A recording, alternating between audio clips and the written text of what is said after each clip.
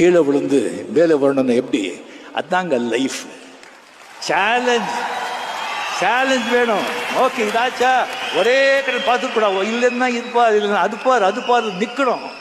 நம்மளை தலையில் வச்சு மிதிக்கணும் சொல்கிறோம். தலை மேலே மிதித்து நம்ம மேலே போகணும். பணம், அந்த காசு இந்த காசு இல்லைங்க. காசு அந்த சாமி இந்த சாமி, காசு சாமி தான். காசு சாமி இருந்தால் எல்லா ஆசாமியும் உங்ககிட்ட ஆமா சாமி தான்.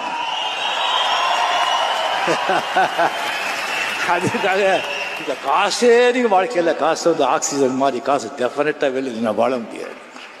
பட் அந்த வர்ற காசை ஜாக்கிரதையாக பார்த்துக்கணும், காப்பாற்ற ரொம்ப ஆசைப்படக்கூடாது. சும்மா இல்லைங்க, டைம் அப்படிங்கிறது சும்மா ஒரு நைட்டில் எங்கேயோ கொண்டு போய்டும், ஒரு நைட்டில் அப்படியே இறக்கிடும்.